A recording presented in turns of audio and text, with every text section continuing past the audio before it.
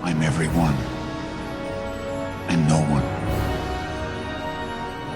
Everywhere, nowhere. Call me Darkman.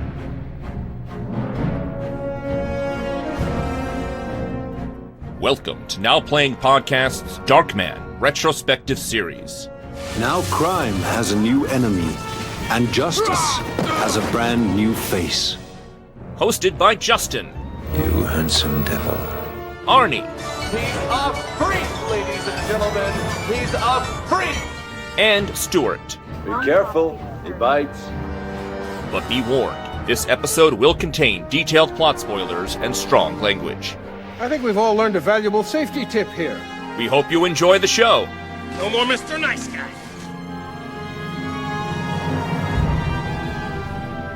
Today we're discussing Darkman 2, The Return of Durant. That's what everyone was calling for, The Return of Durant. That's what we needed. Starring Larry Drake. Top billed Larry Drake. Good for Larry. Kim Delaney, Renee O'Connor, Lawrence Dane, and Arnold Vosloo as Darkman, directed by Bradford May. This is the now playing co-host who sometimes plays rough, Arnie. And Stuart. He's coming back. This is Justin. You joke, but the thing about Darkman is he has no face anymore. You don't need Liam Neeson to come back. You can have Bruce Campbell, for example, taking it over. I thought that might be the way to go. I thought that's what the sequel was telling us, and Bruce Campbell did have some syndicated TV show in the 90s. I feel like he would do straight to tape, and probably has many times. But yeah, this is not the sequel I necessarily expected to get. Darkman is the franchise that refused to die. Let's kind of follow its trajectory. Really? I think it died pretty heavy in 1996. I think it's done. Nope. Uh-oh. Well, in 1991, after the movie, came the video game for Nintendo.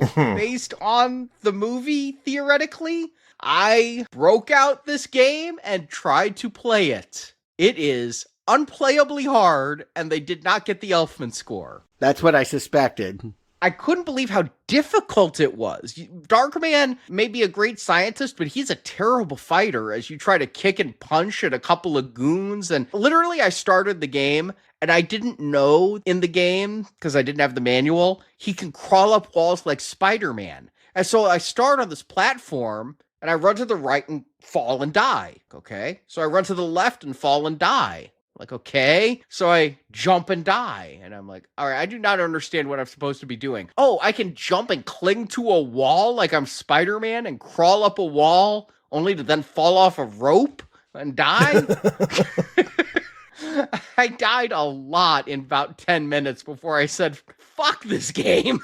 So you never got to dangle from a helicopter or anything fun like that? No, I watched it online. I'll tell you what I saw that was cute. It's mostly a platformer that felt like it was ripping off the really cool Batman Nintendo game. If you remember Batman on Nintendo 8-bit, That was a great game. And it felt like it was trying for that kind of gameplay. But in between levels, there was a fun mini game where you as Darkman are hiding to take photos of criminals. And so the whole thing is in POV of the camera lens as you take photos of the criminals so you can craft masks to be them, and they're shooting at you while you're taking pictures. And that was a little bit fun. Yeah, I like that. Yeah. My experience has been when the movies are small and they kind of like go back and think, oh, I guess there is a market for this. The games tend to be rushed and not well programmed. And yes, difficult to control. And that Toxic Crusaders game is just the perfect example of something that shouldn't have been made. It shouldn't have been released, at least. You develop these things and sometimes they just don't work, but they nevertheless find their ways into the hands of consumers. And it's too bad. Yeah, this was made by the same people, though, who did make the Batman game and made the Addams Family game and the Hudson Hawk game and the RoboCop games. I mean, Short Circuit, they had their brands. I had no Short Circuit had a game, but my guess is that they probably used a lot of the same programming. Like the levels probably are very similar, Darkman and Batman.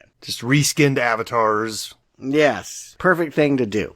And then they decided, You know what we should do is make Darkman the TV show. Not a bad instinct. It's got the story engine. Every week I'm creating a new face to infiltrate a new place and solve a crime. That's totally the kind of story engine I'd expect for a 90s show. Larry Drake talked about this on the bonus features of Darkman, that in 1992, he was hired to reprise the role of Durant, not for a pilot, because that's not what they made. What they made was like a style presentation that had weird voiceover, but didn't have a story necessarily to it. They got British actor Christopher Bowen to be Darkman.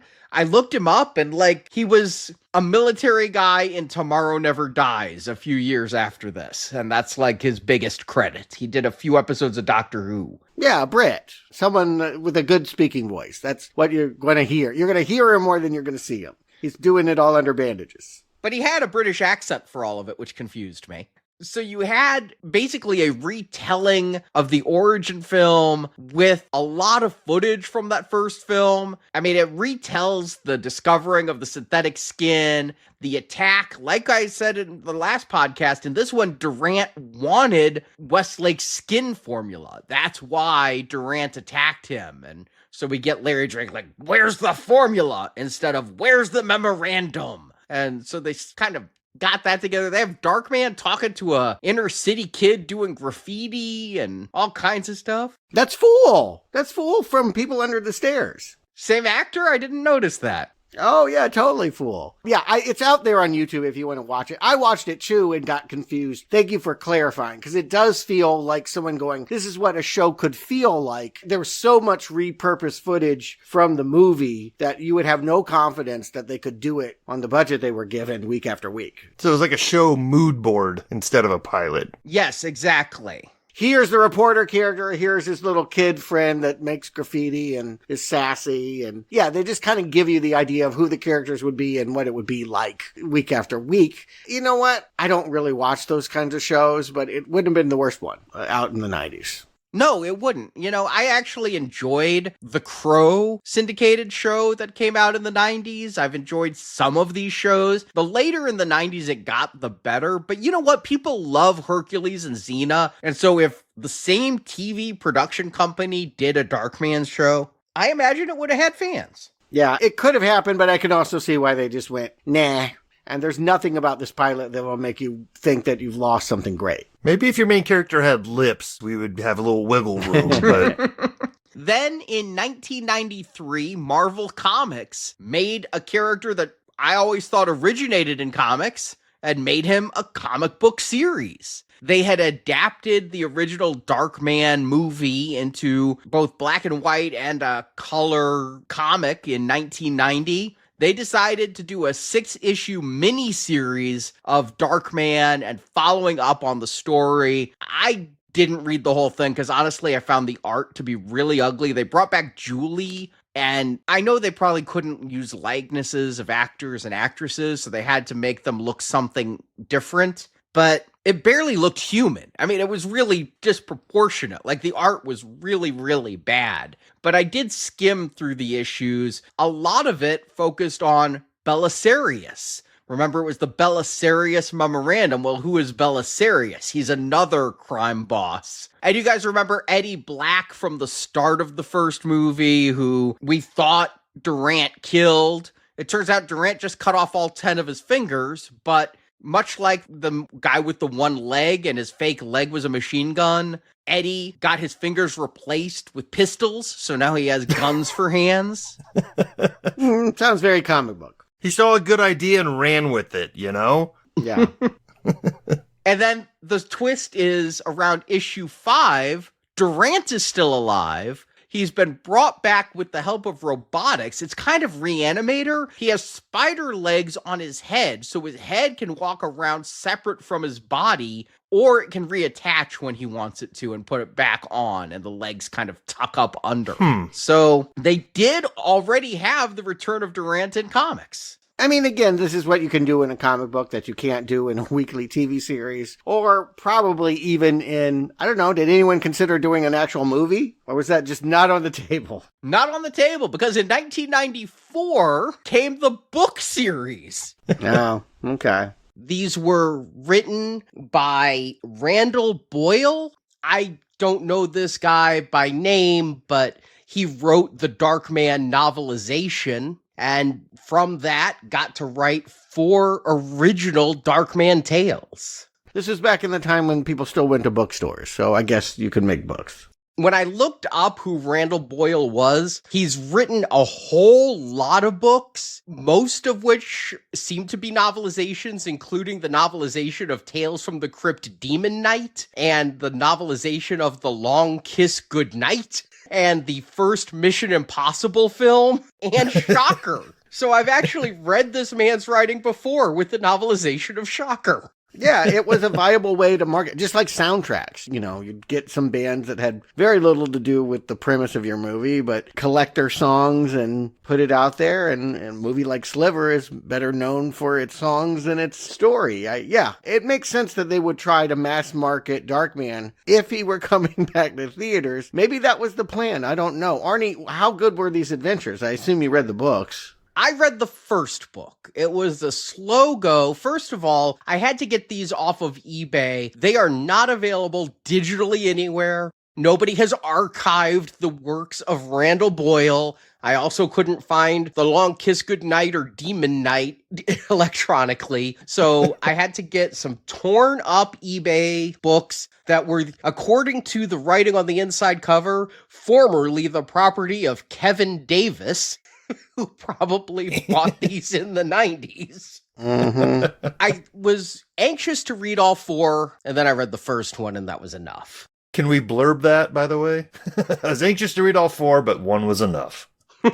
The titles were The Hangman, The Prince of Fear, The Gods of Hell, and The Face of Death. And the best thing about these books is they have really old style pulp cover type art. I dug the cover art. So I literally was judging a book by its cover when I'm like, ooh, I'm excited to read this. Yeah, it looks like the poster from the actual first movie. It is lacking all of the charm and the character that made the first Darkman film great. It is like a year after the first film, and it tells the tale more of a little boy who's an orphan because his father kills himself and his mother's dead, and he falls in with a gang who live in a mansion and pickpocket people during the day. All I could think about with this gang was it reminded me of the gang from the first Teenage Mutant Ninja Turtles movie. The Foot? Yeah, The Foot, but specifically from the movie, not like from the comics for the Turtles or anything. Yeah. But instead of answering to Shredder, they answered to this guy named Ice, who in my mental image looks like Candyman with a silver tooth. And so it follows this little boy, 7 years old, as he falls in with this gang and then gets in trouble with this gang. And there's interludes with Darkman, who's in his soap factory and going, the skin thing isn't working out. I've been trying it for years. I should give up on it and become a superhero. This town needs a hero. See, that was going to be my question is do they do any development with the character? Because I assume in a novelization, they have to leave him where he was at the end of the last movie for the audiences, right? They can't have him discover something. They can't have him have a fresh face of skin that worked all of a sudden. He has to be exactly where he was before. Pretty much. I mean, these are, as I understand it, an arcing storyline of continuity since they were all by the same author, but this is him deciding he wants to be a force of justice and use his Darkman faces and super strength to stop crime and rescue this little boy who got attacked right outside the warehouse where Darkman is living. But there was so little use of facial disguises. In fact, Darkman spends most of the book in his soap factory and then just trying to investigate who the little boy was and where he's gone. And I'm like, this is not really a Darkman story. This is a story that has Darkman in it. And once Darkman starts referring to himself mentally as Captain America or the Silver Surfer, I'm out. I'm just like, this is not my Darkman. Yeah, not very dark. No. And there was just far too little face changing going on, a little bit at the end. And it was honestly very poorly written. And it was supposed to have a gotcha reveal at the end, like the first movie of, oh my God, that's the big bad guy? Except it's so obvious while reading it that it's this guy that I was like 20 chapters ahead of the book. I'm surprised they didn't do more face changes. I mean, they don't have to pay for the special effects. They're just writing about it. Mm-hmm. Were you into any of this in the 90s? I mean, now we're looking back, God, so many years later, but did you care? I mean, I liked Darkman, but my response to that was, what's Sam Raimi going to do next? Not, I want to read a book. I, despite hanging out in the media tie-in section of Barnes & Noble those years, if I was aware, if I glanced and went, oh, there's Darkman novels next to the Aliens novels and the X-Files novels, I just glossed over it and moved on with my life. I didn't know there was a Nintendo game. I collected comics off and on in 93, but if I noticed a Darkman comic, I didn't pay attention to it. I was blissfully unaware of anything going on with Darkman. I don't even think I knew, despite reading media magazines and movie magazines, I don't even think I knew Darkman 2 was coming until I went to the video store in July of 95 and went, there's Darkman 2! Now! I must watch it now! Although by this point, the scam was out there. People knew that they made things that only appeared in boxes in stores, and you didn't typically want to watch them. You felt tricked when you brought that home and popped it in and was like, oh, they didn't really make a movie. They made this. Yeah, 95, everybody's aware of direct-to-video nonsense. I think you guys are misremembering a little. This is the first direct-to-video live-action film ever done by Universal Pictures. Okay, Universal. But the game may have been putting out straight-to-tape stuff for a decade. They had, and a lot of it was stuff from international that American distributors like Troma were getting and just putting out with box covers. But as far as franchise continuations and things, it was still fairly new. It wasn't unheard of. I mean, The Howling went there in the 80s, and some of those other franchises. Silent Night, Deadly Night, we covered all of those, and those had direct-to-video sequels in the 80s. But this was a start for Universal, who did not want to make this movie. This movie was done against their will at the behest of a company I never thought I'd applaud for doing anything. Blockbuster Video. That mega corporation I considered the death of artistic integrity. Everybody was going to Blockbuster, but Blockbuster required censorship. The reason why I never saw The Right Reanimator until it came out on DVD, and then I'm like, wait, this isn't the movie I watched as a kid,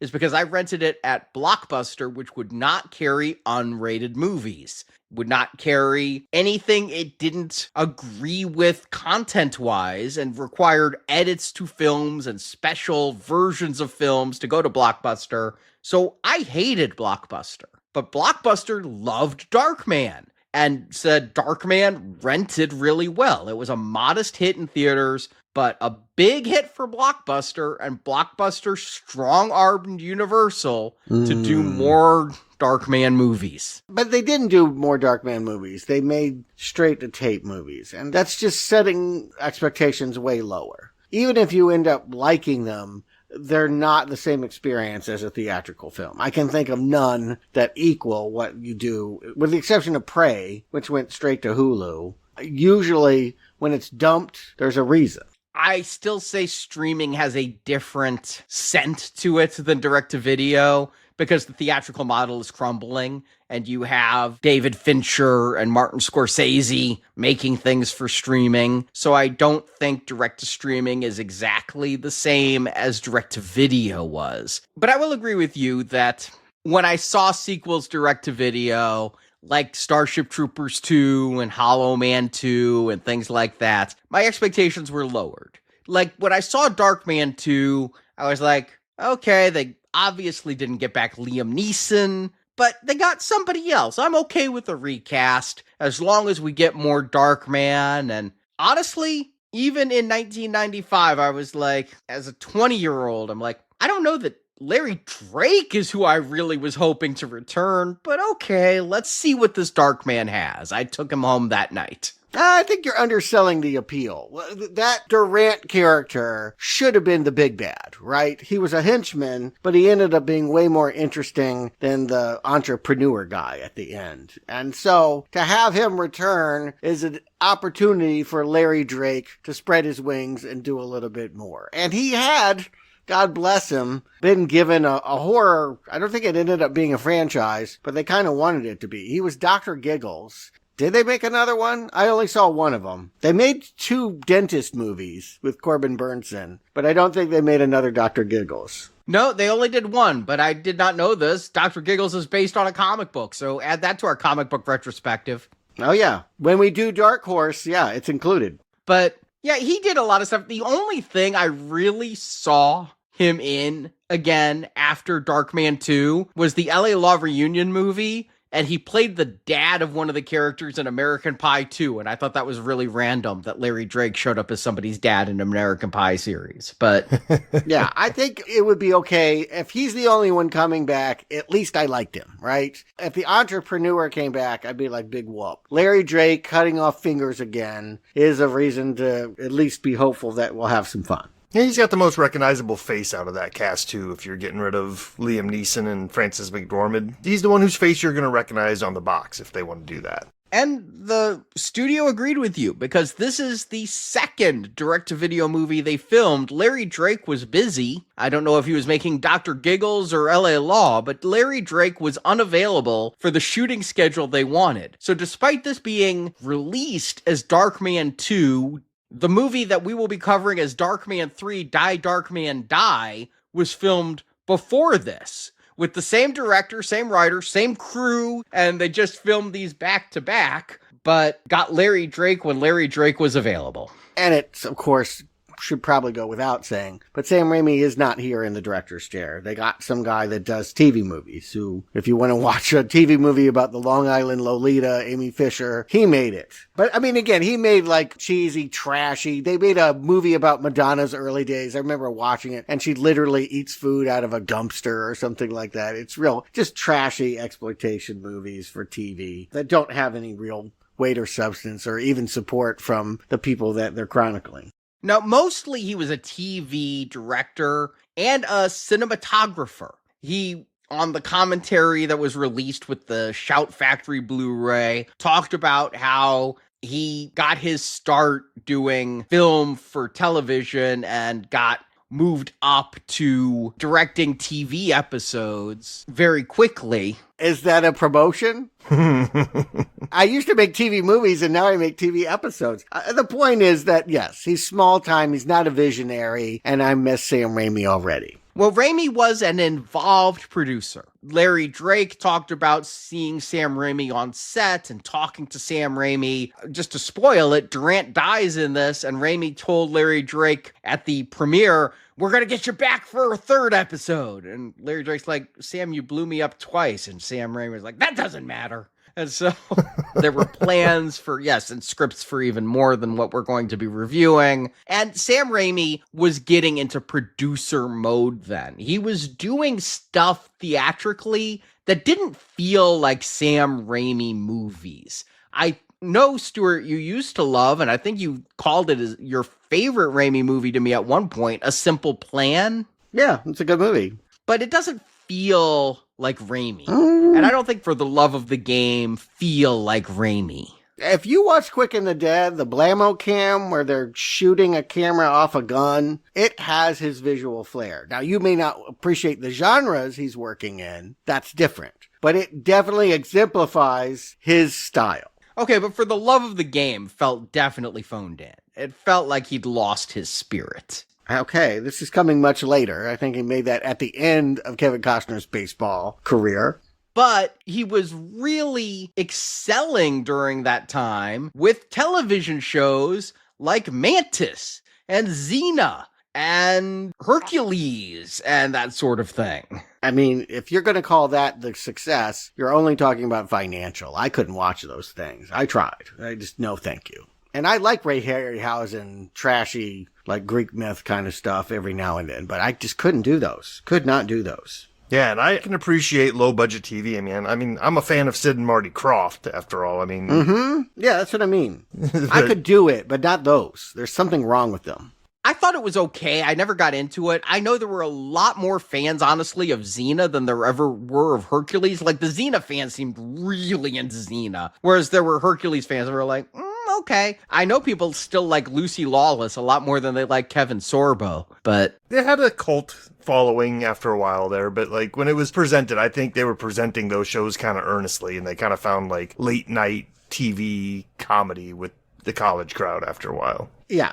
And so they're making Darkman into something like that. And that's disappointing, and that Sam Raimi's kind of producing it, and it's slockier, cheaper. Darkman did not need to be made with less money. That's really going to hurt. It is, and I came in with that expectation, this is going to be lesser. That said, when I saw Darkman in 1995, I had no idea who our new leading Darkman was, Arnold Vosloo. Now, I know Arnold Vosloo. I've seen the Mummy movies. I've seen the G.I. Joe films. Yeah. I'm actually excited to see early Arnold Vosloo because, well, listen, we'll discuss the Mummy when that fourth film comes. I'm not going to say he's a great actor, but I think he's great in the Mummy films, and I thought he was a little fun in G.I. Joe as Zartan. Yeah, he carved out a little niche there, right? Like he's the guy who changes faces in a couple different properties here, so good for Vosloo. I have no idea who this is. I've seen none of the movies you're talking about, and all I can say is it's all right. You told me that the character changes faces. Darkman is a man whose face is hidden behind bandages, so it doesn't really matter who plays him. I'm cool with the recast. I didn't think Liam Neeson was that good, quite frankly.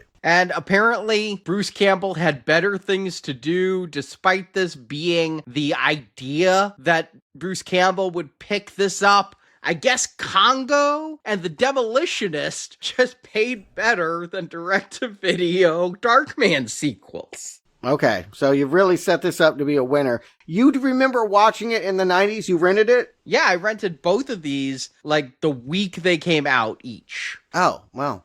And you liked them? I remember not hating them, but definitely knowing they were lesser then. Mm-hmm. I had fun that Darkman was back, but that was about the fun I remembered. I never watched him again. I watched Darkman 1 again, and I remember in the early days of DVD going like, but what about Darkman 2 and 3 when I bought my Darkman DVD? Little did I know they would shovel everything out eventually, just about. I mean, I'm still looking for a good copy of Kafka, but other than that, everything's hit DVD. Well, why don't we find out what delights are here and what happens when Durant returns? Arnie, give him the plot of Darkman 2. Peyton Westlake, now played by Arnold Vosloo, is still living in the shadows and trying to perfect his synthetic skin. He reads about another scientist, David Brinkman, played by Jesse Collins, who has nearly perfected synthetic skin, and imagine the luck, Brinkman lives and works in the same town where Darkman is. Westlake puts on a mask and meets Brinkman. The two form a partnership to try to perfect the skin. But there's one problem. Brinkman's lab is a factory that is wanted by Robert G. Durant. Yes, Durant, again played by Larry Drake, is alive after his helicopter crash. He was in a coma for a little under 3 years, but he's back and wants his crime syndicate to return to glory, and to do that, he plans on selling laser guns to white supremacists. But to do that, he needs a factory with high power capabilities. He needs Brinkman's factory. When Brinkman refuses to sell his property for $1 million, Durant has him killed. And when Westlake finds Brinkman's body with a finger missing, he knows Durant has returned. And Durant is still trying to get the property, now buying it from Brinkman's estranged stripper sister Lori, played by Renee O'Connor. To find Durant, Westlake contacts TV reporter Jill Randall, played by NYPD Blue's Kim Delaney. Jill realizes Westlake's true identity, but agrees to work with him so she can get a big story. She puts out news about Durant, so Durant has her killed with a car bomb. Westlake uses his masks to again imitate Durant's gang members and kills Durant's goons, as well as laser gun designer Alfred Hathaway, played by Lawrence Dane. Durant tries to escape, but Westlake has put a car bomb on Durant's vehicle, and he's blown up, presumably dead for good this time, and Westlake again goes off into the night, and a sequel with Jeff Fahey as credits roll.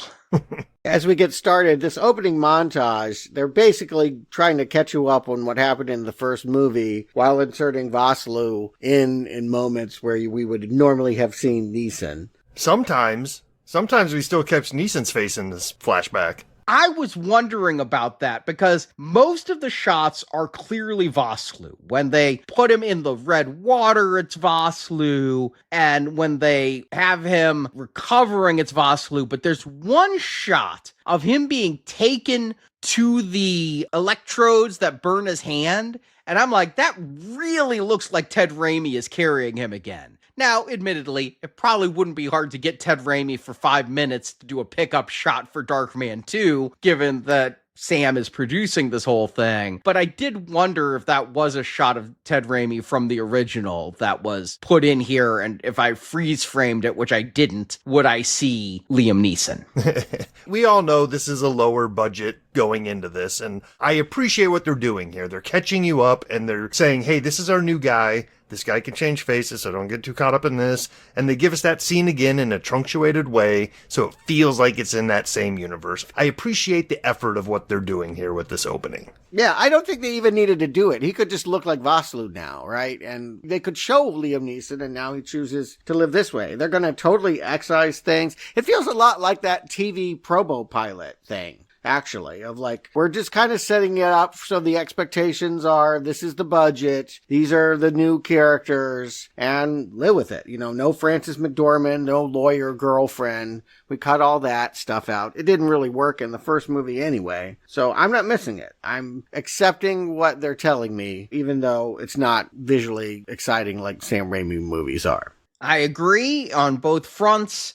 I'll tell you the one thing that bothers me, I get past it, but it bothers me, is Vosloo has a South African accent that he cannot shake. And I'm just like, you know, I felt this way about the TV pilot. Peyton Westlake was not British, and Peyton Westlake was not South African. He did not talk like this. I know Liam Neeson has a little bit of an accent, but he kind of hides it pretty well under that gruff voice he uses. And here, Vosloo, I'm rolling with it, but it feels like if you couldn't get a better actor, couldn't you have gotten one without an accent? Like, you got a bad actor with an accent. I mean, I think British accents, you know, we love their accent, right? Like, if you listen to books on tape, a lot of British actors, that's their gig, right? Like, they're great storytellers. They've got the great voice. If you've got a character that's largely defined by their voice, let them have a British or, I guess, South African accent. I think that's a choice that I'm fine with. Yeah, and Arnie, you said you learned to go with it, which is great, because it really didn't bother me. Because like you said, Neeson, I couldn't tell half the time in that first movie if he was trying to cover up the fact that he was Scottish and trying to do an American accent. Sometimes it slipped out. It was inconsistent originally, so I'm okay with it being different here. I'm more curious about how you are. They show in this montage, chopper crashing into bridge. They're not hiding the fact that Durant should have died. So what do you make of it when in the next scene, goons that we've never seen before are running into what looks like a mall courtyard with a light-up dance floor? And there's Larry Drake laying there without a burn on him, but he's been in a coma. You want to know what surprised me with all of this tie-in media? When I think of the sequels, oftentimes you just get more of what you had, right? With Alien, you got Aliens. With RoboCop, you got RoboCop 2, which was literally RoboCop version 2.0 fighting RoboCop version 1.0. I am shocked that in no point did they not have evil Darkman. like have somebody who had the same adrenaline rushes and things, but maybe didn't get burned, but had the same spinal surgery as Peyton Westlake. So they had the strength and all the benefits of being Darkman, and maybe even had masks, but didn't need masks, and had the one thing Westlake wanted. So if you have Durant dying in an explosion, why don't you have him be evil Darkman who wants to go after Westlake to get new skin so he can look like Larry Drake again? Or someone else, maybe, even. Yes. I had the thought as well. I was like, yeah, his body should be burned, and now he should be really invested in synthetic skin. And wouldn't that be something that you could play off of? Two people that are changing their looks. I think if they had more of a budget, you could do that kind of thing. This movie is incredibly hampered by its financial restrictions. Even when they try to recreate scenes like that delightful one where, lookalikes are staring at each other in a revolving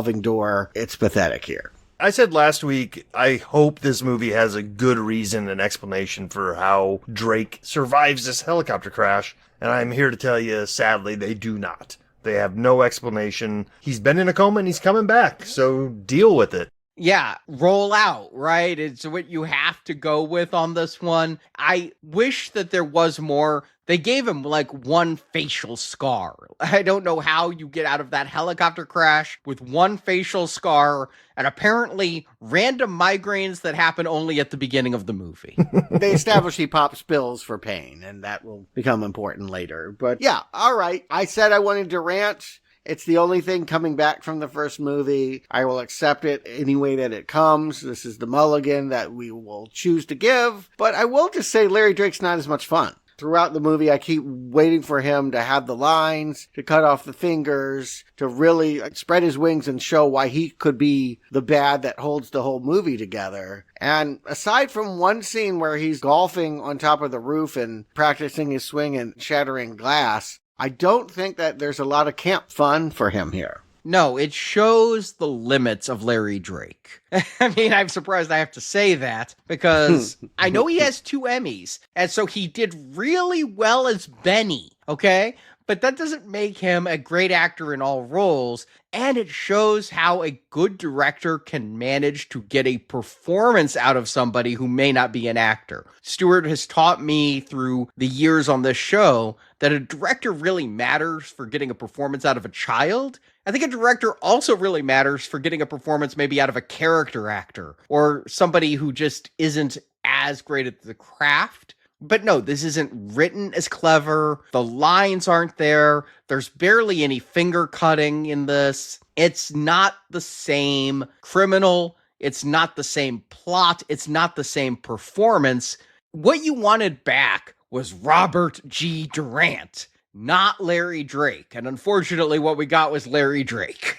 Yeah, that's definitely true. And sad. Again, that was my biggest hope for this film, was that he would finally get to really own the movie. He was the star in my mind. It didn't matter who Darkman was going to be. This was the thing. Jack Nicholson, Joker, that was the comparison. Well, if this is the star, we're in trouble. And he's woken up to find out that crime is different now. The streets he used to control now have random people driving around throwing grenades and buying weapons or something. It's caused quite a problem for him and his crime syndicate. I watched this movie twice, and I cannot tell you why there is a car chase with 2 people machine gunning at each other and then ending up with a briefcase of cocaine and money. Nor can I tell you why Darkman suddenly has Superman's super hearing to hear a woman scream for help, and he's on a rooftop blocks away and like whips his head around like, a woman in danger?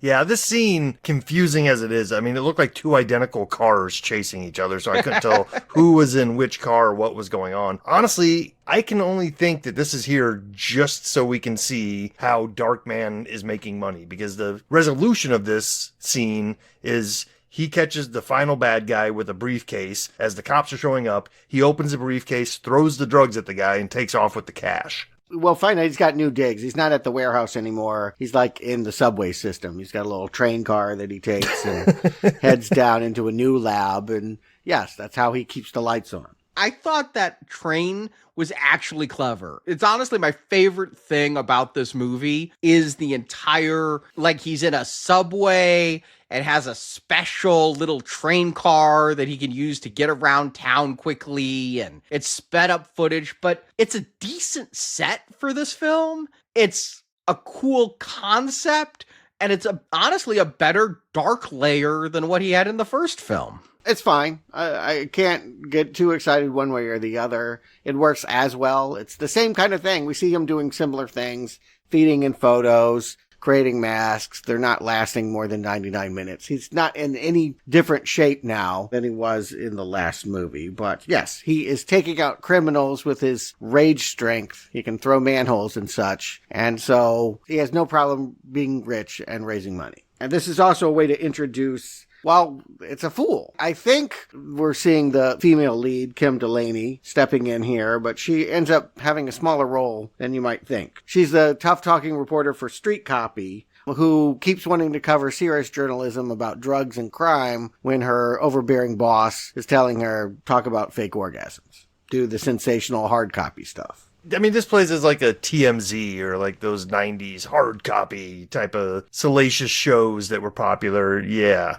Current Affair, yeah. There was a lot of that, where journalism got real trashy. This is where she's operating, but we're meant to understand she's trying for something more important. She's trying to be Connie Chung in a world where they want her doing trash television. This is somebody who was brought in because this director worked with her on Tour of Duty, the 80s Vietnam show that wasn't China Beach. Yeah, the less successful one. I remember it. And yeah, she will go on, like Larry Drake, to be an Emmy Award-winning actress on NYPD Blue. But here, you would never know that. And she's just given an unfortunate part because it's not fleshed out enough. She is here to become the woman who will die to get Darkman mad after he's calmed down off the first person Durant kills. I think she's Vicky Vale, but she's really not even that important. No, not even.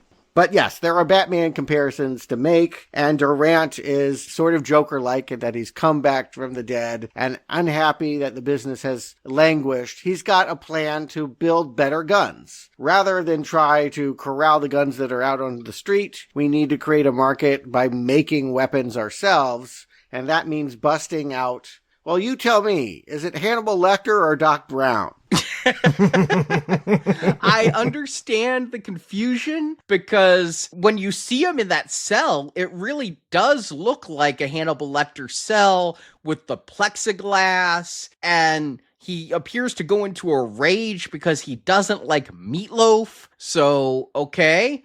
He wants the liver and the Chianti. You know, yeah, they're definitely making it like a Lecter thing, which would have been fresh on people's minds. Yeah, but no, he's a mad scientist who probably could have been in a minimum security prison. He's just writing formulas on walls. He's not making fellow inmates choke to death on their own tongues. Yeah, he's definitely got a Christopher Lloyd crazy white hair. He'll scream about gigawatts and, you know, all of this. He's going to develop a laser gun that is powered by like giant cables, and he's worried about the power. I thought they used the word abandoned electric company, so it's really weird to me when goons go there and there's a scientist already working. Well, it is technically abandoned, but it's a factory that has high electricity. It's not an electric plant. It's a factory with high electric capabilities. And what we're going to hear is the sob story of the scientist who's working there. His dad died, and his dad had built this place to run a factory in.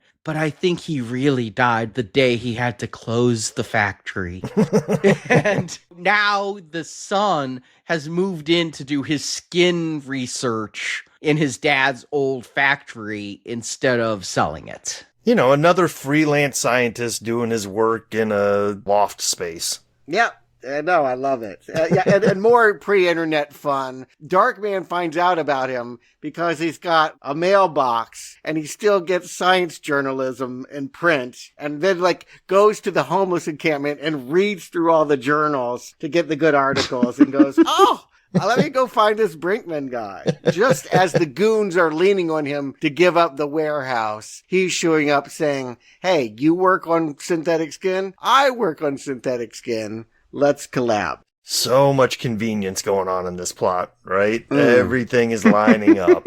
One thing that's bothering me at this point that probably shouldn't, but it's been a few years at this point. Why is he still wearing the old crusty bandages? I know that's his look when he's Darkman, but he could have come up with something better than these old, gross, bloody bandages to wear around town. I was thinking about that, Justin, because you say bloody bandages, and I'm thinking about that. I'm like, how does he not get constant infection off of all of that exposed skin? I would almost think, I'd agree, bandages are the way to go if he needs to put like ointment or antiseptic or something on there to avoid the infection. Also, he seems to have unlimited money because he's stealing from all these goons. Why not just always wear a mask? Why would he ever not wear a mask? Yeah, he could keep a mask in the dark in a suitcase with him and just keep pulling it out, wearing this, just, going to the bathroom every 99 minutes. Yeah. He could just be the same person all day long. I mean, you're picking at this, but I wanted to say the Darkman look with the bandages is cool. I mean, in a Batman suit kind of way, it speaks to the vigilante that he is. And it's kind of a disappointment that they backed away. Of course they did. But in the last movie, they told us he was a good guy that has kind of lost his soul, and now he's definitely headed back into being like an old softy, right? He doesn't take delight in hurting people the way that Liam Neeson was by the end of the picture. Right, which ruins the end of the relationship with the Frances McDormand Julia character, right? Like, that was him changing into something else so he couldn't be with her, but now he's changing into something softer, and there's just no mention of the woman he wanted to marry not that long ago. Yeah, no. I want to agree on all fronts. I think that Darkman is a great look with the bandages, the coat, the hat. It is very 1940s. Phantom of the Opera is my vibe. Phantom never had that big hat, though. But it is similar to Phantom. Not as cool a mask, but the bandages do work. I like the bandaged look, but I don't understand him as a superhero. Like, when I'm saying he's on a rooftop and hears a woman cry for help, is he going to help the woman who will be dead by the time he gets there? Or is he like, crime is afoot. There's money where there's crime. I'm going to go steal some money. It would be more fun if it were the latter, but I think we're to think that he's noble. And again, I think that this is kind of a dumbed down, less interesting version of the character than what Raimi was chasing after in that last movie. And yeah, if Durant's goons weren't going for this warehouse, they would have probably figured out the skin problem and he could go on and be happy guy. But he's got to go back to square one because the goons, well, I don't know why they do this, but they make this extra point to have this guy Rolo go and approach the scientist, and when it doesn't work out, they drive him off the side of the building in a golf cart because he was skimming off the top. I don't know why you needed all of that subplot when maybe we just needed a kill by this point. I appreciate them dropping a dummy off of a roof in a golf cart, and they only had one shot at it. Maybe that's all we need to do, yes. Yep. We just need to see someone, a dummy, you're right, not someone, a dummy fall clearly and crash. When I watched this in 1995 on my 30-inch screen on a VHS tape, I could not tell it was a dummy as clearly as I could watching it on the Blu-ray release on my home theater. Yes, it is a clear dummy. Here's my biggest problem with this. All right, I'm thinking this through. I've seen The Sopranos every episode. So Durant's been out of the picture for 3 years. He wakes back up. Why is everybody just like, he's the boss again? He's going to have to probably struggle for that position again. And this guy is trying to say, you've been out of it for a while. Why don't you just let us continue to handle it? So when he finds out that this guy is skimming, you want to make an example of him. And you want to show Durant as a bad guy who's willing to even kill his associates. So I get all of that. Him golfing off the top of the building is reminding me of like Superman 3, where you had the rich crook skiing on the top of buildings. But after all of that and running the guy off in the golf cart, I'm like, I'm still rolling with it. But then you got to give Durant a great final line. He has to have some pun or something. Always replace your divots is not good. Yeah. No, yeah, that's where I really could feel it. Yeah, because the writing was sharper last time. He made you laugh. And again, his ruthlessness with sticking people's fingers in his cigar chopper. He doesn't have the menace and he doesn't have the lines. Again, this plan is stupid. So you want to create laser guns and then sell them to, he ends up dragging this Southern politician in, and we're going to give it to cops? Like, that's even far-fetched for 2025 to think we're going to have lawmen with nuclear-powered, plutonium-powered lasers. I guess we're to believe that crime is so out of control that the cops could use these weapons to take care of the competition in the criminal world for Durant, and then they'll need more batteries, and they'll just wipe out the cops with their own weapons after that. And I do remember there was a whole dialogue in the mid-90s about the super bullets, that the armor-piercing bullets, and that there was a concern that guns on the street, and there always is, but particularly there was a dialogue in Congress about gun control and whether what was out on the street was too powerful.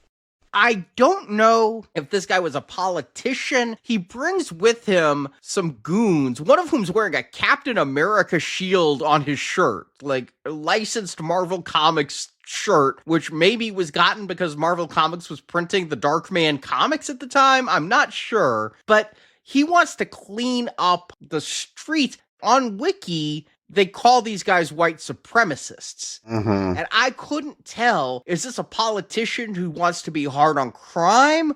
Or is this a rich white Southerner who wants to be hard on minorities? At one point, they're making a joke about the amendments in the Constitution, and they say he has the far right to bear arms. To me, that translated as he's a far right politician. And because his goons had shaved heads, they were skinheads. They were thus Nazis. They get called Nazis later. That made them Aryan. They call them Nazis, but I could never tell if that just meant like fascist or does it mean like white supremacist? Yeah, they don't have the look of American Me, but I think that's what we're to think. It's Aryan Brotherhood getting lasers and maybe cops too. I don't know. It's very muddy. Again, I don't like Durant's plot. It's dumb. It makes me think less of him. And he was the one I was rooting for. Unfortunately, Durant did not have a real purpose in the previous film because he was only the goon of a real estate mogul, and whatever other nefarious underworld dealings he was doing,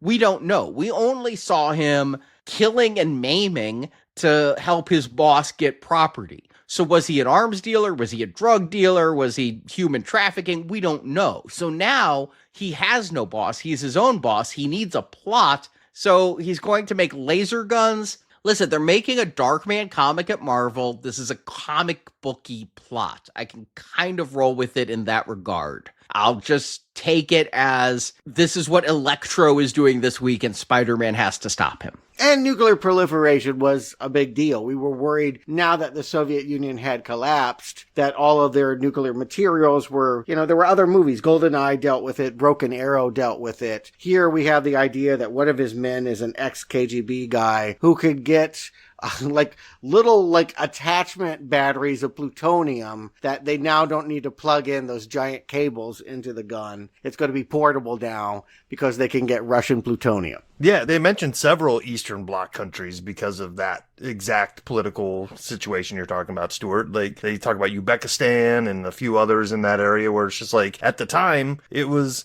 yeah, what's going to happen now that the bloc is broken up and there's nuclear weapons in these states that aren't necessarily being governed by anybody at this moment? But yeah, that was a real fear at the time. But to your point, Arnie, Durant's doing what he knows, right? He's going to go kill people over property disputes.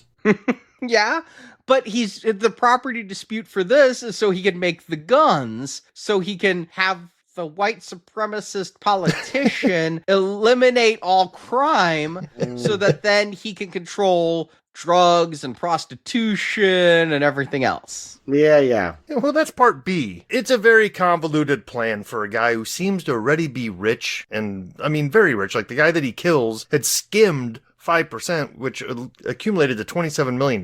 That's a hefty chunk of change in the mid-90s. I mean, if that's just all he skimmed, I can't imagine what his empire's worth. It was a chunk of change in the 90s. I'd take that now if anyone, just has that change lying around. Sure. You know what? But I knew it was over for me when we have the recreation of the break up the lab. So Durant still wants the warehouse, and he's going to go like he did in the first movie and rough up this really terrible actor, Brinkman, and burn his face and all that. They kill him by shoving dissection frogs down his throat. Yeah. Like last time it was a cool like bobbing bird thing, and we had like a nifty Rube Goldberg that was fun to watch set the air on fire, and this one he dies by choking on frogs? Jesus, that's too bad. It is, and again, this time this guy really dies. I don't know that I want Darkman to have a boy wonder, but yet you could have gone that way with this. I thought they were. If, like, Peyton found him and he was hanging on to life and Peyton brought him back and now you need the skin too. Not this guy. Totally flat actor. I don't know why they even cast him. I looked and, like, had he ever worked before or since? He was on some Rin Tin Tin show, and when you're second bill to a dog, you're just about unemployed. Yeah, I'm not a fan. I'm not a fan of his work. I'm glad he's dead. Where they could have a supporting character, or at least a love story or something, is the fact that this guy has a sister, and now it's up to her to talk about what she's going to do with the electrical company property. She's already a successful, I don't think she's a stripper. I think she's the strip club owner. She's talking to the girls. They do the stripping, although nobody is particularly naked at this club. No, I was watching this for the second time on an airplane flying home, and I get to the strip club scene, and I'm like, oh my God, I'm watching this on an airplane. And then I remember this is, I think, PG-13, and I'm like, oh wait, I don't have to worry about this. And the sister's talking to Peyton about how she wants out of this life. So I'm assuming if she wants out of a life, it's not the life of a club owner. It's so strange because their father was framed as like the father of atomic energy, and she has to run a strip club. Like, I don't buy it. I'll just say it that way. Don't buy it. I still think she is a stripper who needs to be rescued from the life of stripping. She just dresses like she's got a board meeting in the afternoon for whatever reason. I mean, you could read it many ways, but unfortunately, I mean, not unfortunately, as in I wanted to see her in the bra and panties that the other dancers were wearing, but unfortunately, nothing is clear about this character. She merely becomes the damsel in distress to rescue, but she's a really uninteresting character who has no real drive of her own. If Frances McDormand was mad about being the damsel in distress in the first film without much agency, she should be livid about what this poor actress has to deal with as the estranged sister of a dead scientist who is about to get $1 million. First of all, I want to say I think $1 million is a little cheap for that factory too. Yes, totally. You should ask for more than that. You could set it on fire and get more than $1 million. Correct. Yes. That it has like unique electrical properties means you ask a lot more than this. But yes, I guess she's cheap and grateful, you know, because they're going under the guise of a reputable company, Intercity Land Development. She feels she can trust them. She mentions in a funeral scene that she's going to trust them and take their money. I guess it leaves us for Peyton/Darkman to try and get the goods on this Intercity Land Development Company. He goes back to Jill and has the reporter make that tie. She'll eventually air that Durant is alive, and she even gets a photo from somewhere. And Durant's not too happy with it. He says not a very flattering photo, but she also cliffhangs her news report. She's like, and I'll be back tomorrow with more information. It's like, well, that's convenient to this plot, but that's not the way news stories work. Actually, you'd be surprised. There was a Jerry Seinfeld Saturday Night Live sketch that reminded me very much of my local news of, what is this deadly item in your house? You might be using it right now. Tune in at 11. Yes. No, I know. Yes. They don't want to give you too much. They want to keep you going. And yes, this is that kind of journalism. Stuart, you didn't see the car bomb coming? I should have. I really should have. The way that they were hanging around, I'm like, oh, she's so blown up. I know, but I just didn't think they'd kill Delaney. I thought that she was going to end up with Darkman. I had shipped them. I don't know. Yeah. I just thought that they were going to have a romance, and I just thought the scene was pokey because this thing is dragging. This movie is dull. I mean, it takes like an hour. And I just want to point out, the fun of the last movie was making masks and impersonating others, and that doesn't get going until the last half hour. Yeah, I paused when he did it the first time. We were 59 minutes and some seconds into this movie the first time Darkman pulls his signature trick. Yeah, that's a real big mistake, particularly since we already know this dude. They should be doing it faster than last time, not slower. Yeah, we should have opened with him doing that and confusing us as the viewer, like, it was Darkman the whole time. Instead of that stupid grenade car chase thing, yes, you have him pull a mask trick. You notice that they can't have it bubble and fall off his face either. They keep saying it's going to melt, but we never actually see it melt. We see it melt in the tray. They had that one effect. Yes. But never when it's practical. Yes. And I think we see like smoke coming off his face at one point too, I think, as he's racing out of a room. Do we? It might be dirt on the lens, I'll be honest. I thought so. Yeah. But again, that one to me was the real fun of it. It's such a disappointment. Way too little too late when we see him. Okay, so what's the plot? He knows that because his scientist friend had a missing finger, that Durant's probably alive, and then this reporter that gets blown up finds the photo that proves he's alive. So now he's going to impersonate a goon that's going to meet Durant at a boardroom, and he beats the guy up in a bathroom, goes into the boardroom, and I almost forgot about the whole rage thing. This actor, Vosloo, he really hasn't been playing it like that. Like, he's trying to be James Bond, not Bruce Banner. There's no rage in this guy.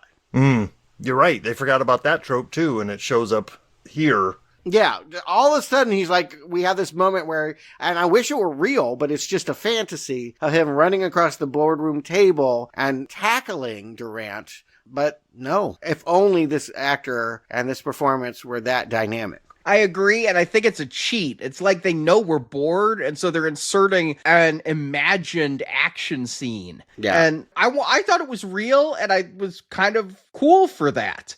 Yeah. No, it should have been done for real. Don't play with us. You could have done it. It would have been fun. But they want to do this other thing. They're trying to make Lori, the sister of the scientist, more important. She's come to sign away the property. And this is where it finally sinks in that she's looking at the man that killed her brother and she won't sign. Mm-hmm. And so, I don't know. It's a really bizarre scene in which Darkman in the Eddie mask is trying to whisk her away to like hail down it. She could flag down her own taxi, but for some reason he's got to do it. He's like, no, let me get you out of here in the taxi. She's got this. You don't need to do this for her. In such a way that the guys watching from upstairs know that he's being sus. Right? Yes. Like, get in the cab now. Yeah, it's so dumb. And then again, I know they want to do it. They have glass revolving doors, but the real Eddie wakes up and they just don't have the special effects money to have that two shot of them looking at each other. They try to do this in this confusingly shot scene in the street where they're running alongside taxi, which Eddie is the real Eddie, and she picks the wrong one and gets grabbed. But what could have been a really fun scene that would have help bring this movie back just shows you that on this budget, Darkman ain't doing it. No, and when she picks the wrong Eddie, I thought she was going to get killed. I mean, that's what they do to people who won't sell them their land. But no, she just becomes a hostage. Yeah, strangely enough, they're going to use the laser on her. After they melt down a tanker truck, she's like the finale for demonstrating the power of these atomic laser guns. And by the way, we killed another goon because he crossed the streams or something on the battery and melted. Forgot about that guy. The guy with the blonde hair goon. Yep. Yeah. They're not killing these guys in the ways that I want Darkman to kill them. And the goons are pretty indistinguishable here, which frustrates me because the last one, at least they had a look each, even if they didn't all have lines. But Ted Raimi was clearly different from the bulky bald dude, was very different from the hair metal dude. And here, there's the Russian. That's all I can tell you is one of them is the Russian. Yeah, I mean, it's not as good as last time, but they're distinguishable. You had the Russian, you had the blonde guy with receding hair, you had the smaller guy who thinks he's cute, and then you had the taller doofy guy. Those two guys are kind of interchangeable, but yeah, definitely not as popping of personalities as the original. No. And Ivan is the next one that's going to get a mask switcheroo. He's asked to go get the boss's car. It's been refitted with bulletproof glass and things to protect Durant when he's driving around. I don't know if he's not supposed to be known to be alive why he's driving around in a car that has his initials as the license plate, but RGD, there he is. Who could guess? Anyway, the point is that when he goes to get the mechanic under the car, it's Peyton wearing his face, and now he's the one driving back and trying to give the boss poison pills. And Peyton, for some reason, I don't know his morals, like we've seen him kill before, but for every reason, he's just not willing to kill these henchmen. He leaves them incapacitated, and every time he does that, they show up to foil his plan. Yeah. And this one Yes. really blows up in his face. Mm-hmm. Yeah, he should have killed that Russian, for sure. Why take the risk of him doing exactly what he's going to do, which is interrupt the moment and say, hey, you wear my face. Now Darkman is a captive and also going to be zapped with the laser. And it should be said, he doesn't have a plan to get out of this. Yeah, I don't quite understand this moment, but Perkins, the senator neo-Nazi guy, is just all of a sudden trying to leave with the plutonium stuff. He brought the money. I don't know why he couldn't, but it suddenly turns into a shootout with skinheads and the doctor. Right before they were about to shoot the two of them with the laser, some sort of distraction happens real quick. What happens is Durant calls Darkman a freak, and Darkman gets a rage on again. And we get one of the montages again, like we had in the boardroom. And so when Eddie comes to cut off his finger, Peyton fights back. Well, yeah, but that has nothing to do with the senator causing the gunfire. The senator's right there during this. But why is he suddenly betraying the men that he brought $100 million in cash to? He's just trying to get out of this situation. It's chaos at this point. Okay, all right, yes. There is a fight between the scientist and the white supremacist politician because the scientist is a liberal and the politician's a conservative, and they're screaming insults at each other for their political beliefs as they're shooting at each other. I mean, he's rightfully calling them commie because they are taking Russian plutonium, and the response is Nazi. So, again, I don't get the Doc Brown, Hannibal Lecter guy. I don't know why he unravels the deal. But in the end, it leaves only a few goons left, and Darkman does a few more, put on the mask, and I think he does kill Eddie. I think Eddie does fall to his death, and maybe the other one's dead too. Is Eddie the Russian? No, that's Ivan. And boy, when they fight each other in the dark, it's turned down so low, all you can see is the long hair. Yeah. It'll be for Durant to figure out which one to shoot. Right. It's me. No, it's me. Always something that you see in Daffy Duck cartoons, and here we are in a directed videotape movie pulling this trope. But I liked the punchline because he's like, well, the real one has a fake knee. And I thought he was going to ask for a surgery scar or something. No, I'm going to blow one up. Oh, look, there's the fake knee. I blew up the wrong one. I thought that was kind of funny. Yeah, Durant was finally being Durant. Because I was like, why didn't he just kill both of them? What allegiance does he have to Ivan? But he doesn't care that he's melted the wrong one and laughs that, yeah, there's the replacement knee in the rubble. He also gets a good line here where I think this is where he takes Lori hostage. And he's like, stay where you are or you'll be wearing her last thought. I thought that was a line worthy of Durant in the last movie. Yeah, I can go with that. I didn't notice that specific line, but it's not bad. Yeah, I mean, for this movie, it's genius. Yes, he's trying to get away in the getaway car. And we had this weird scene earlier where Peyton had a remote control rat. Yeah. He was using to torment the stray cats. He has this cantankerous relationship with the stray cats wherever he's living. They're always hissing at him in disapproval. And so he built this giant rat to like scare them with. And now he's put that technology in the car so that Durant can't drive away, but is at his beck and call. And the rat has a bomb in it and pops out of the glove box. It's wacky. I went with it. It was kind of amusing in the most simple of ways. Right, but I'm sitting here thinking, first time we killed this guy, we slammed a helicopter into the side of a bridge. Like, for real. That was a stunt that they actually crashed a helicopter into a cement wall. Here we've got somebody, a stunt driver, in a limousine backing up and driving forward, backing up and driving forward, and then an explosion on the inside. It's not the same thing. No. Definitely not. It's silly. And again, I really wanted, this is the sorrow of this, is like, I really wanted Durant to be enough. I really needed to believe that his return was going to be enough for a good, B movie. I knew it wasn't going to be a great movie. I knew it wasn't even going to be as good as the last one. But I thought that if Larry Drake could have really, killed it here, to be killed by a remote control rat in this way, just... oof, good riddance. I'm glad he's gone. Whatever the third movie is, it'll be better without Larry Drake. So Justin Stewart, do you recommend Darkman 2, The Return of Durant? Justin. I can't say I was expecting much of anything from this movie, and I'm happy to report that I didn't get much of anything from this movie, but there's room for disappointment here, right? Like when you're doing a sequel and the original creatives are gone and you're just kind of playing around with the property, that's your chance to take some liberties. You can iterate on the character. You can come up with some creative ways to make this character your own. You have this Darkman, and all we really know about him is that he's a scientist and he's trying to perfect skin, and they bring that back. But they don't do anything to advance even that, right? Like, he's still just stuck 3 years later on this 99-minute skin. Would have been neat if he somehow improved on that somewhat and gave him a different problem to have to deal with. Maybe he can't get wet, and if water gets on him, it melts him or something. It's just anything to put your own stamp of creativity on this. And they didn't take any chances to do that. They didn't do it with our main character. They didn't do it with our main villain, who is our only returning actor. So it just leaves me wondering, why are we here? I enjoyed the first one enough as a standalone thing, and I enjoyed what Sam Raimi did and how he put his touches on it and gave us some cool camera tricks and some cool style, and ultimately that one came out being more corny, and it was better for it. This one is just low budget without any style and no reason to be here.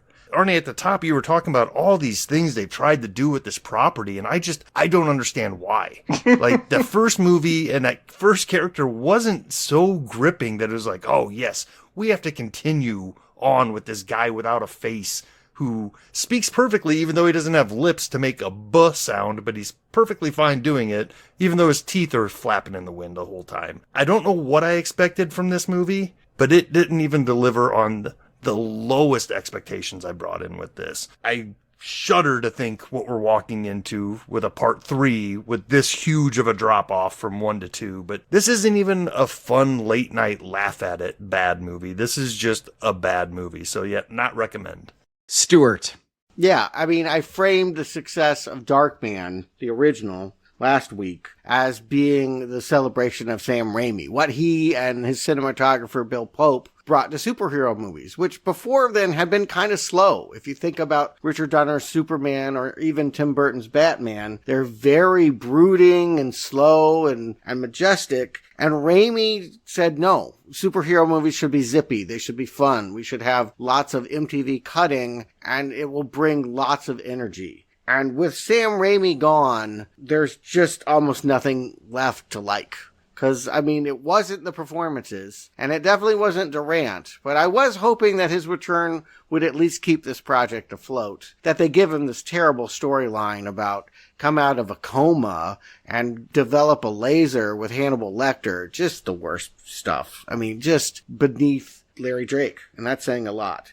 I will say I'm ambivalent towards Vosloo. That he's coming back to be the Darkman next week is fine. I don't think that he's any better or worse than Neeson. He's a little bit more melodramatic. Like I said, he's not really playing the rage the way that sometimes the script will ask him, or at least the character, to be. He's much more suave and debonair. I'm okay with him, but I'm not okay with this movie. And I'm not even sure if I got Sam Raimi directing this movie on this budget, whether that would save it either. I know there would be some more cool shots, but in the end, there's not much purpose to Darkman 2.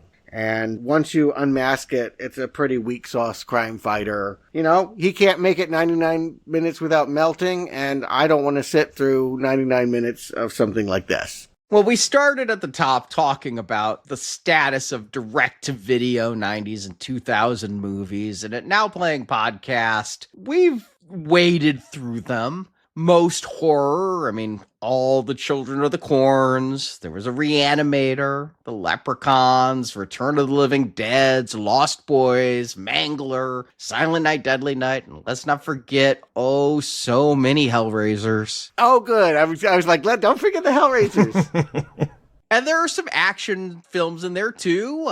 Death Race, Dungeons and Dragons, Deep Blue Sea, Tremors. Oh, yeah. Tremors had a few winners, though. Yeah. In the sea of shit, a few turds rise above. Mm-hmm. A couple of the Tremors. Curse of Chucky was better than it had any right to be. Oh, yeah.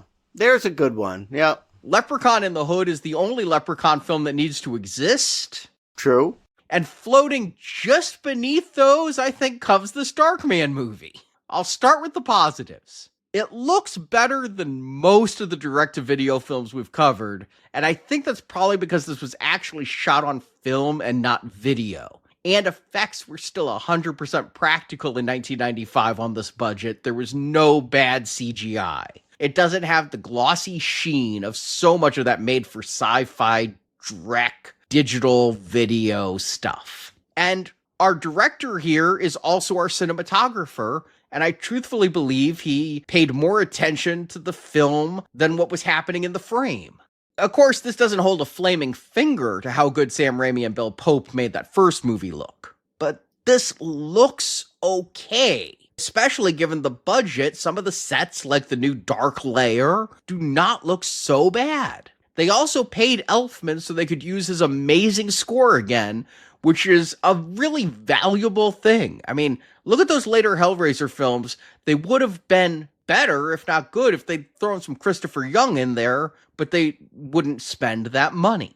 Unfortunately, that's where the quality stops here. The outdoors scenes look small and lack scope, and every single actor in this film is bad. Even Larry Drake, who was so much fun last time. You said you're ambivalent towards Vosloo, Stewart. My problem is ambivalence is such a step down from the love I have for Darkman in the first one that I feel like he is overdoing it here.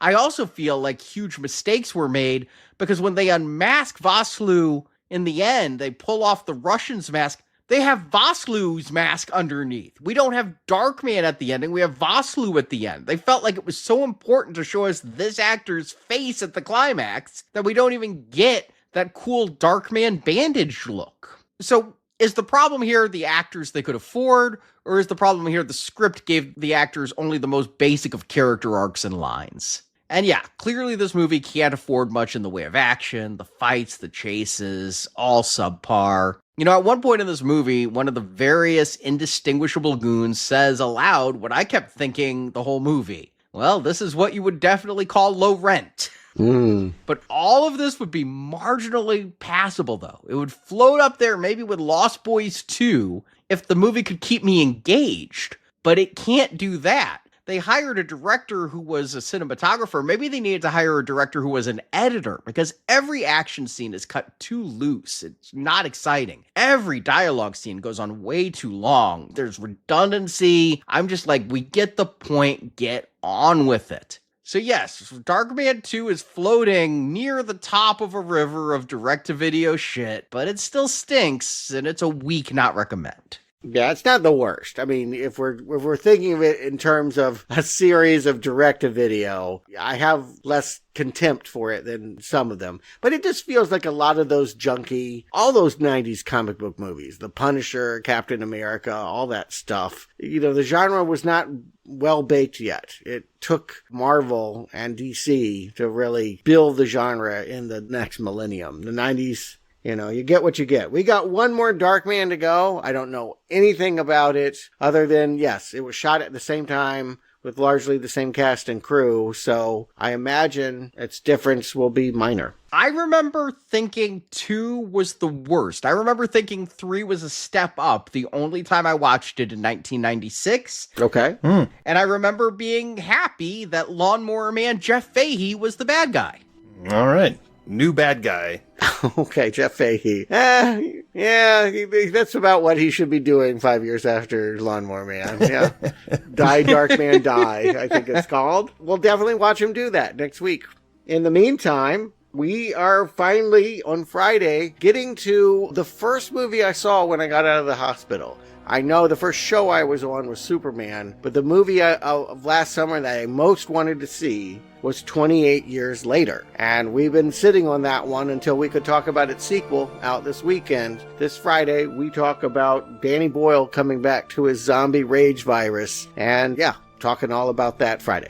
Yes, that is available for those of you who donated at the Rage level or higher for our Winter-Spring 2026 donation drive, or if you're a Platinum level pledge on Patreon or Podbean. So thank you for your support. You can find links to donate at nowplayingpodcast.com/donate.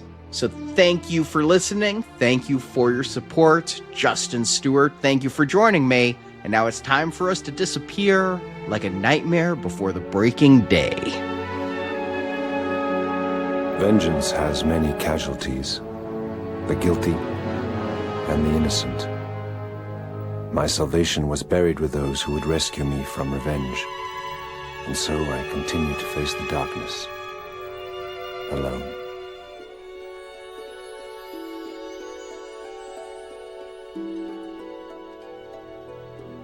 Thank you for listening to this Now Playing Podcast movie review. Suppose this is goodbye then. We hope you enjoyed the show. Nothing lasts forever, pizza face.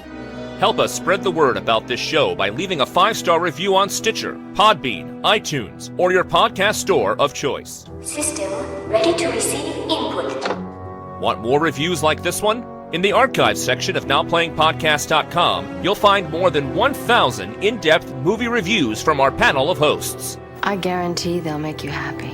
On our site, you can hear reviews for every installment in the world's biggest film franchises, including the Marvel Cinematic Universe, Spider-Man, Batman, X-Men, James Bond, Middle-earth, Jurassic Park, Fast and Furious, Star Wars, and Transformers. We got a surprise for these gentlemen. And come back to NowPlayingPodcast.com next Tuesday for another all-new movie review podcast. What is it about the dark? What secret does it hold? Support from listeners like you keeps Now Playing Podcast on the air. Consider the big picture. Consider what we're building here. You can donate directly by tapping the support button at NowPlayingPodcast.com. I would have tried to help you. I can help you now. And you can join our crowdfunding campaign for early access to new episodes, exclusive reviews, and bonus reviews available for a one-time contribution. Life in the city isn't cheap. Death is. Need more Now Playing? Subscribe to our In Focus weekly newsletter for exclusive digital download giveaways, celebrity interviews, behind-the-scenes insights, and more. Sign up through the subscribe page on our website and get it delivered to your inbox every Friday. Now, the pink elephant, if you please. You can also compare notes with us on Letterboxd. Go to letterboxd.com/nowplaying to see what our hosts are watching when we're not recording podcasts. Whose little boy are you? And follow Now Playing on Facebook, Twitter, Instagram, and our YouTube channel. That would be just fine. That would be just fine. That would be just fine. That would be Just fine. Now Playing Podcast is produced by Arnie Carvalho. Look! Look about you! It's all mine! Because I built it! I built it all! Associate produced by Jason Latham. So good of you to favor me with your venerated presence. Now Playing is edited by Heath, Andrew, Santiago, and Arnie. 10 years ago, pain would have been intolerable. This man would have spent the rest of his life screaming. Naturally, we give them every chance of recovery. Remain optimistic, inspire confidence. Personally, I give him a 9 on the Buzzard scale. Now Playing credits read by Brock. You hear something? Yeah. Your mouth. The opinions expressed in this podcast are those of the individual hosts and may not reflect the views of Venganza Media Incorporated. I told you everything! I know you did. But let's pretend you didn't. Venganza Media Incorporated is not affiliated with, and this podcast has not been prepared, approved, or licensed by any entity that created the film analyzed herein. I'm not going to jail for anyone, Nico. All movie clips and music included in this podcast are the intellectual property of their respective copyright holders. They are included here for the purpose of review, and no infringement is intended. You want to make a point, you want to make it stick, you use your fists. Now Playing Podcast is an exclusive trademark of and may not be used without the express written permission of Venganza Media Incorporated. If you're not going to kill me, I have things to do. Now Playing is a Venganza Media production, copyright 2026, and no part of this show may be reproduced, repurposed, or redistributed without the written permission of Venganza Media Incorporated. All rights reserved. Oh God, what have I become? What have I become?